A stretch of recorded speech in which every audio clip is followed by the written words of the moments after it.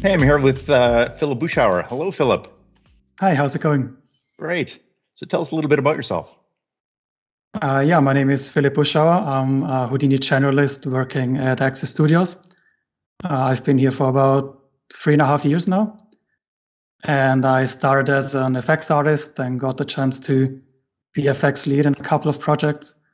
But since we're using Houdini in a lot of other departments as well, I was just like hopping around a little bit, doing some lighting, some look dev, and lately CFX as well.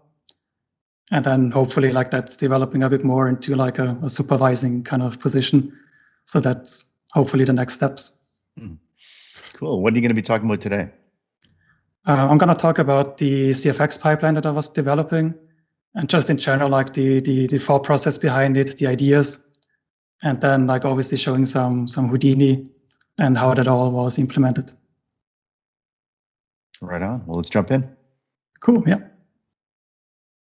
Hi, my name is Philip Buschauer and I'm working at Access Studios as a Houdini generalist and TD.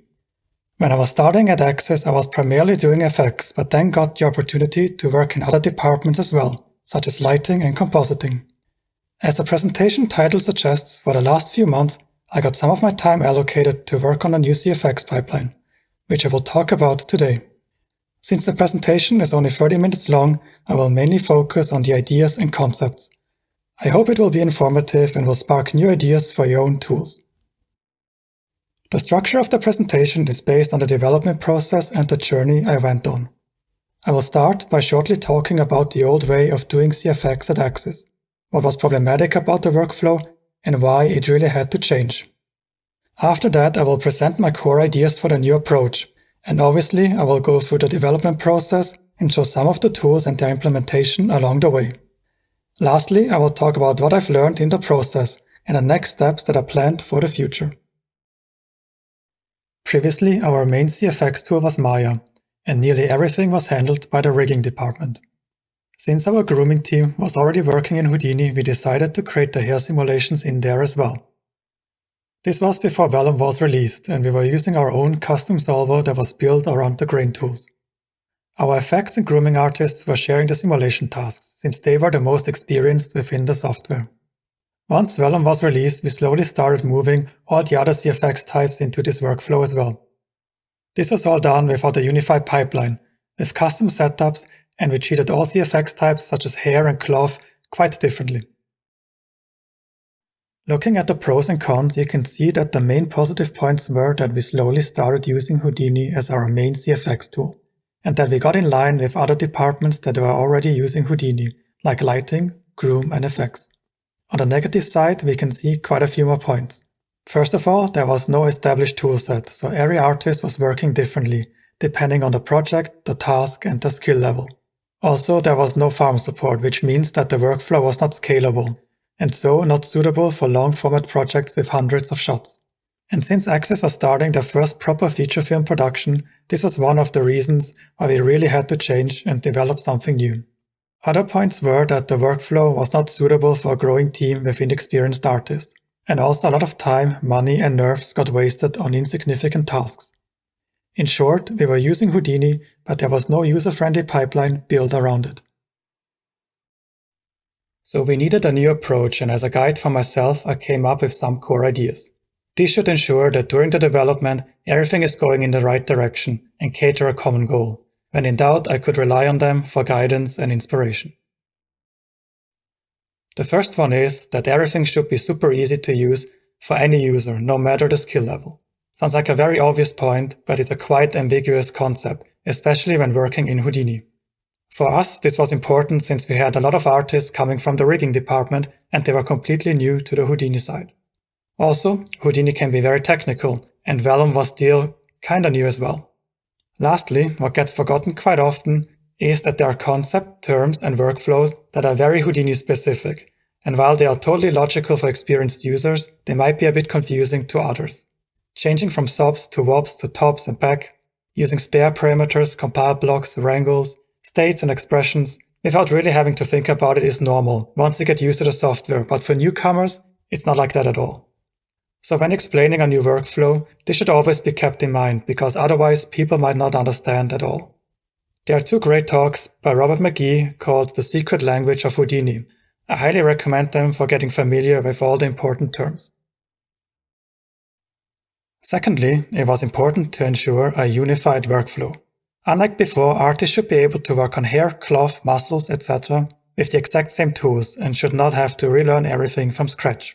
This means that they can carry over their knowledge to the next project, and with a more unified toolset, it also makes it easier on the development side to support the artist and maintain the pipeline. From a resources perspective, this concept should also help to avoid dependency on other departments, like FX and Groom for helping out. The next point is reusability. This means that it should be possible to carry over things from project to project. I'm talking about presets for setups, solver settings, win settings, etc.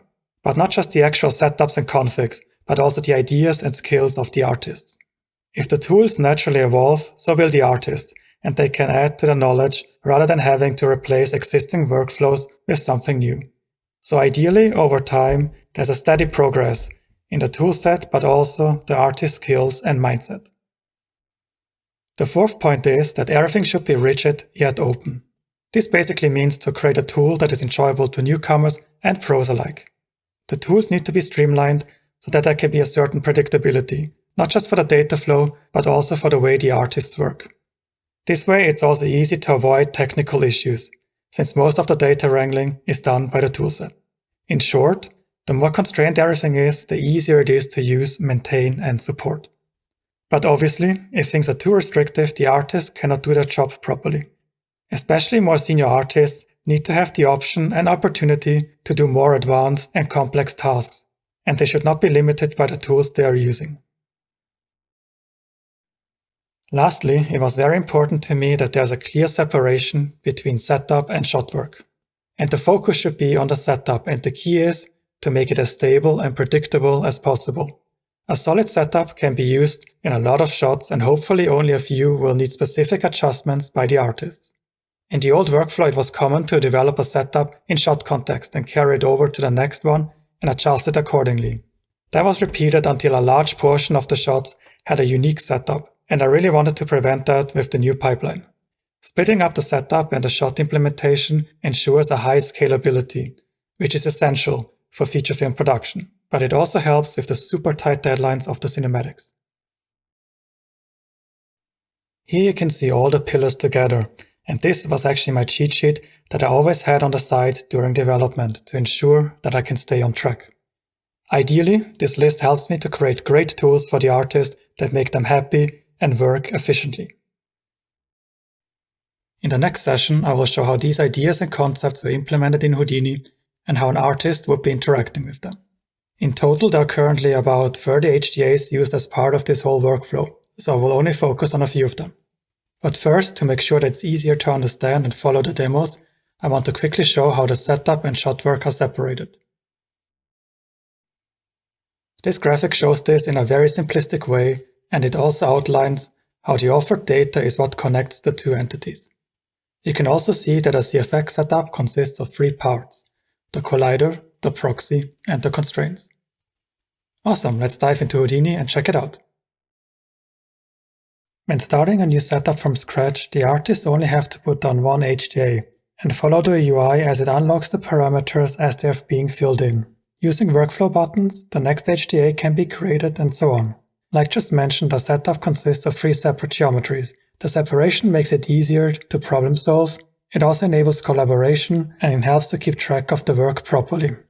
As you can see, the same HDA is used for all the geometry preparation steps. Even for hair and muscle setups, the tool will be exactly the same. This is to ensure a unified workflow. Each HDA is aware of its connections, and so they can communicate with each other. This way the system always knows what the next logical step would be, and thus, once all 3 geometries are prepared, pressing the workflow buttons again will create a testing lab which can be used for loading animations and testing the constraints. The setup also creates a deformation template, which is responsible for deforming the original geometry based on the proxies. For all these steps, the tools provide templates that get the artist started, so everything can be set up quite easily, and once it's ready, the iteration starts and the artist can make use of all the individual working areas to finalize their work. I will talk a bit more about the working areas a few slides down the road. In the video you can see how I'm using the tools to quickly set up a character from scratch. Obviously for proper shop production you would do a lot more detailed settings on this, especially when preparing the proxies.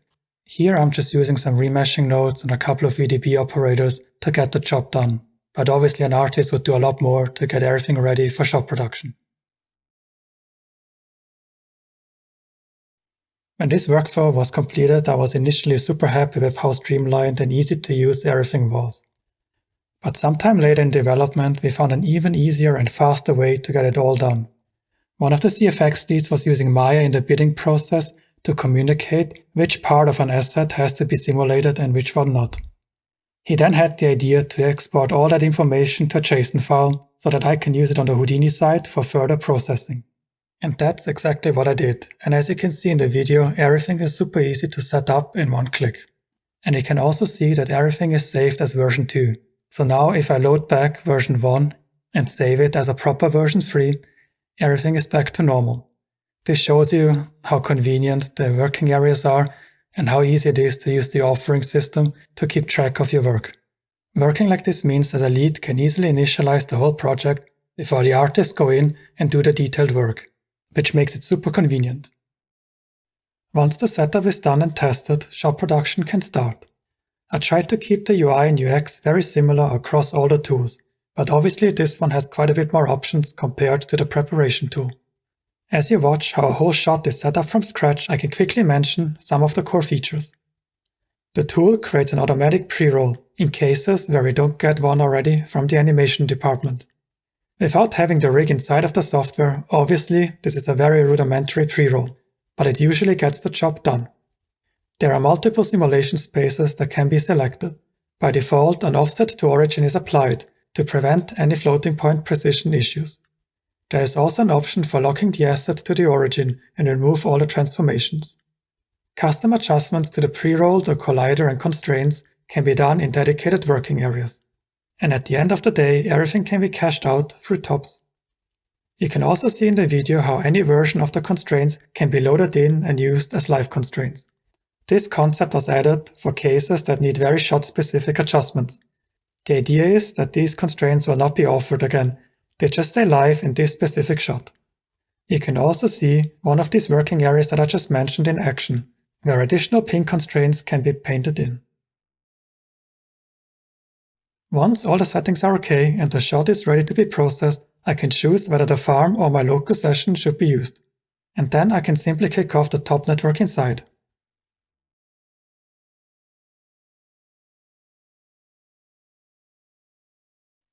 After the simulation, I need to make sure that the geometry is deformed properly. And in this case, I know that there is already a sequence-wide change offered that I should get applied. I can simply use a sub-working area to load that in and see what I can get. For this demo, I've added a simple smooth node, but in production this could be a very elaborate setup, depending on the needs. Since I'm still not satisfied with the geometry and want to smooth it even more for this specific shot, I can add another node and offer against the same task, but this time in shot context. Perfect. You can see how working like this makes it easy to be non-destructive and have full control over all the changes. Here you can see a quick demo of how an artist would apply different forces like wind in a shot, and how easy it is to set it up. The key point is the modular approach and how nodes can talk to each other. If there's a need for a different kind of force or modifier in the future, I can simply hook it up the same way, and it will work as expected. The wind tool was just used as an example, but here are some more details about it. It's all volume-based. Artists can create their own fields or import VDB caches. Those can be created by themselves or maybe even effects. The wind bends around obstacles and wind shadow is supported as well. This interaction is done by some very rudimentary ray tracing from each voxel in wind direction to see if something is hit and react accordingly. Most importantly, the tools can be stacked. This makes it easy to create an ambient force and then combine it with a more directional hero force. And naturally there are presets for proper reusability. Now that you saw them in action, let's talk a bit more about the working areas. They are the manifestation of the rigid yet open concept. This is where most of the artist's work is done and where advanced users really can shine and be creative. Based on user input, data gets imported and a template is created. This is the starting point for the artists, and like you've just seen in the demo, even without any substantial custom work, a functioning CFX setup can be created very quickly. Functioning in the sense that it will simulate, but obviously it will not look the best. This is where the artists have to tweak the values and set everything up properly to make it look nice. Some working areas also have a preset module that allows for studio-wide presets, but also specific ones for a project or for the users. Again, this is all very much in line with the concept of reusability. The most important feature is that work within these areas can be authored. This doesn't just create a cache of the artist's work, but saves out the whole content of the working area with relevant metadata, so that any variant and every version can be loaded back in at any point. Authoring can happen against the whole project, which is the default case for most of the tools. It is also possible to author something against a sequence and a shot as well. This is really important in shot production, where very specific changes and overrides are needed. Rather often we have the case that only parts of the geometry have to be simulated, while others simply can skip that step and come back in post-simulation to be deformed and published. Those meshes are still part of the setup and need to remain within the workflow and need to be tracked properly. A very simple example for this would be buttons on a jacket. For those cases, I've added the option to apply a purpose to each geometry group, so that down the pipe the tools know exactly how to handle everything and react accordingly. This also lets me provide better templates in the working areas for the artist to use. The implementation is quite basic for now, and only 2 purposes are supported. By default, everything is treated as a main purpose, which basically means that the mesh will be simulated. The user can assign a static subgroup to the areas that should be overwritten by the animation later on. The second option is called a follower. These groups will skip the simulation and come back later on. As you can see in the graphic, a follower needs a main group as the parent to follow. All of this is used to streamline the workflow as much as possible. Here you can see how this works in practice inside of a working area. In this case, I have 4 different geometries, and one of them has an additional group that should be used as a static subset around the sleeves. Depending on the amount of geometry groups and the specific needs of the setup, assigning all the purposes can get quite tedious, confusing, and more importantly, very time-consuming. As a solution for that, I've added a Python state to the HDA that makes the process a lot more interactive by simply clicking and dragging and dropping. In green, you can see the main purposes, with the subsets in red, and the followers are marked in yellow. This was actually the first time that I made use of the Python states, and I cannot recommend it enough. It really helps to convey concepts in an understandable fashion, and makes it possible to create new ways of working inside of Houdini. Funny enough, when looking inside of the tool, the actual functionality is just some Python subs with a little bit of code, and the big chunk on the right side is the UI for the Python state. So getting the UI to work properly was actually more work than the rest of the tool, but it's totally worth it. Finally, let's talk about batch processing. Here's where having all these rules and guidelines really comes into play. The original idea was to be able to simulate as many shots as possible on the farm to speed up the artist's work. But the current version of the tool is not only doing that, but it can also function as a hub that lets a lead or TD control a whole project from within a single Houdini session. Overrides and commands can be sent to the HIP files, and shots can be updated, simulated, previewed, and published. When starting a new project, the tool can be used to initialize HIP files for every shot and asset, and ideally even create the first simulation. After the results are being reviewed, the artist can go into the specific shots that are problematic and start working straight away. You can imagine how much time is saved in working like this, and production really liked it as well.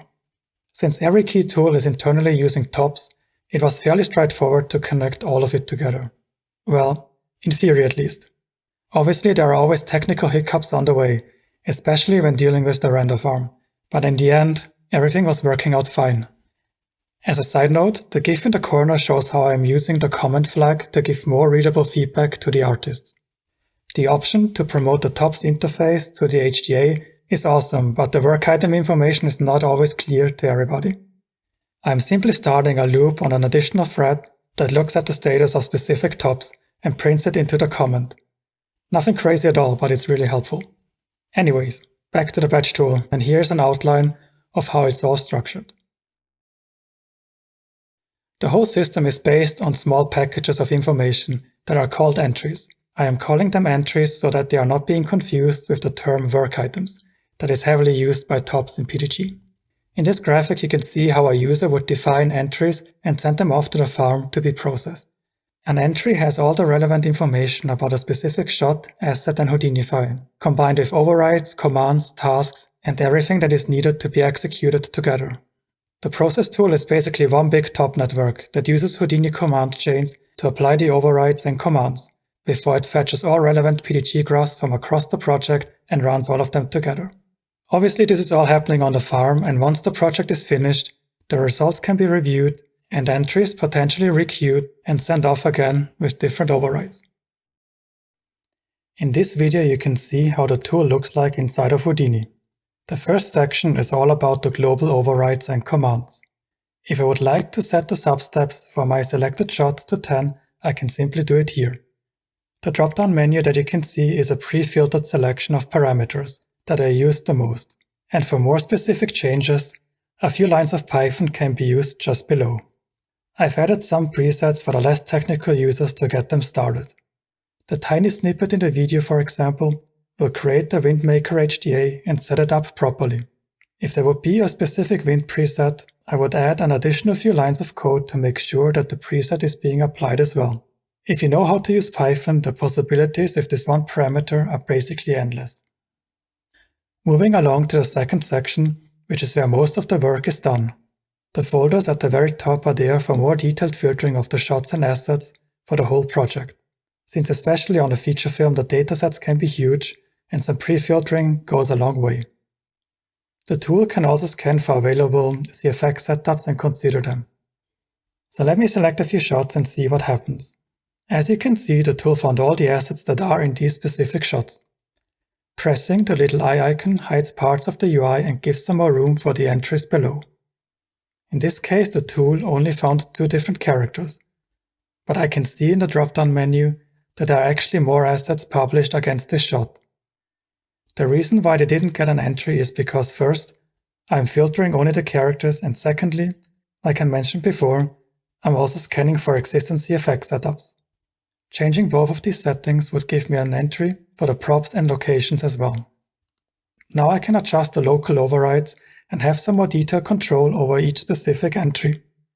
So I can add some different substeps, or for example, adjust the gravity. Once I'm happy with my overrides, I need to select the tasks for each entry, and I can simply do that by using the toggles at the top. As you can see, the update and rebuild buttons are grayed out. The reason for that is that these entries don't have any HIP files yet, so they need to be created. The push task is referring to the global overrides and commands together. That is why the folder name also has push inside as well. So let's simulate preview and publish all of them, and maybe just the last couple of them will not get the preview and publish. Once I'm happy with my configuration, I can look at the final summary to check if this reflects what I want to do. Finally, I can press process and send everything off to the farm.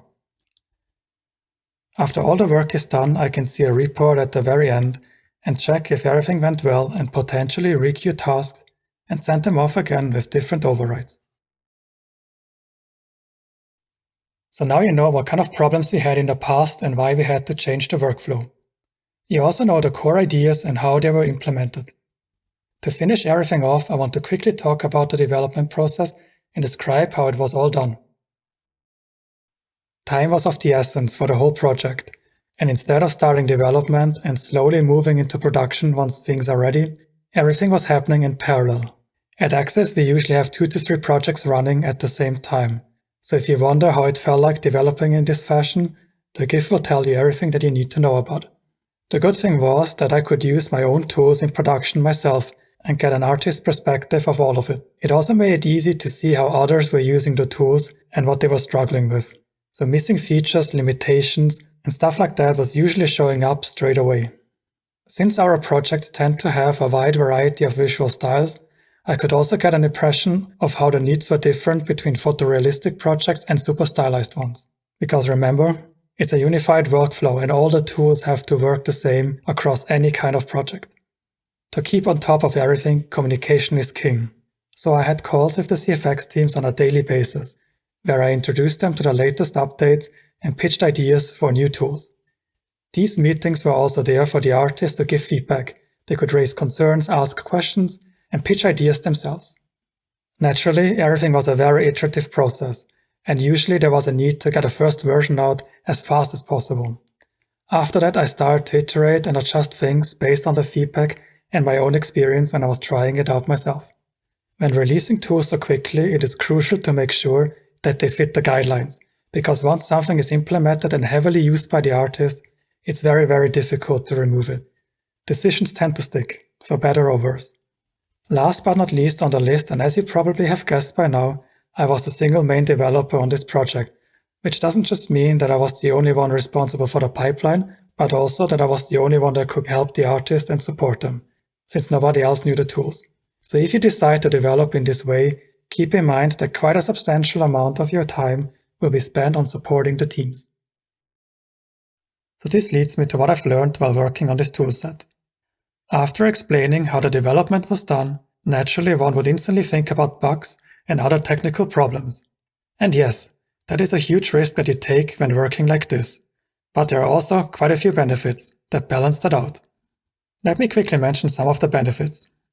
One is that you can find bigger issues very early on, and not just technical ones, but whole ideas that sound great on paper but maybe are not really usable in practice. This saves a lot of time because there are no tools created that in the end are not going to be used. Working like this is also a good way of getting real-world performance and find all the bottlenecks that are in your setups and slow everything down. Involving the artists and getting their feedback as soon as possible is crucial. You can create the fanciest tools with all the features, but if they are not logical for the artists, it's all for nothing. My goal was to create an artist-friendly pipeline, and creating that without inclusion of the user base was just impossible. When involving the artists, filtering the ideas is very important. Everybody has their own way of thinking, and every project is different. Artists might ask for very specific features that will never be used again. So I had to learn to say no quite often, which is never easy, but it is essential. And like I've mentioned so many times before in this talk, always keep the core concepts in mind. Everything is always moving super fast, and it's easy to lose track. Houdini lets you do whatever you want, and new ideas come up constantly. It can be hard to resist the urge to implement everything.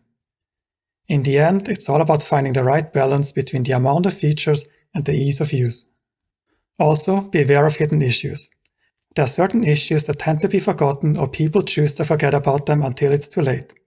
These are things like substeps, timescale, scaling in general, and obviously pre-roll, just to name a few. Coming to the last point, this one might be a bit controversial, but please hear me out. I love wrangles as much as the next guy, and I've always been one of the artists that uses them way too much. But after analyzing my tools and trying to make them as efficient as possible, I had to rebuild quite a few of them with stock nodes, just to ensure that everything is working as good as it can. Very specialized nodes are in the end still a little bit faster than all the fancy wrangles. As a side effect, this was also making it easier for users to understand what is really going on inside of the tools. So if they open it up and have a look inside, it's easier to understand than just having a bunch of wrangles. But don't get me wrong, there's still a lot of Vex and also OpenCL in these tools, but I try to be smart about when and where I use it. Before we wrap this up, here are some points that I think would be great to look at for the next version of the toolset. Like always, refining is key. Most importantly, since there are some of the tools that got way too big and complicated for what they are supposed to be, so I'm planning to split all of those up into smaller ones. I would also like to utilize KinFX for getting our rigs into Houdini, to have some more control over the automated pre-roll, using it for muscle setups, and just in general to get more overall control. Like many other studios, we are currently switching to USD, and on the CFX side we've been using it for a long time now, but only for the preview tool that uses Karma for rendering. Ideally everything would be based on USD at some point. And the last part that I'm very excited about is trying to control Maya from within TOPS. This way we could use all the tools that the rigging team built over the years in Maya, and we could use it directly from within Houdini. At the end, I want to say a huge thank you to everybody who supported me during the development process. First and foremost, the CFX department. Like mentioned throughout the talk, they had to deal with daily updates and ever-changing tools. They never complained, were super supportive, and always had helpful feedback for me. A huge thank you also to the grooming team for the collaboration when it comes to hair simulation, deformation, hair caching, and all that kind of stuff.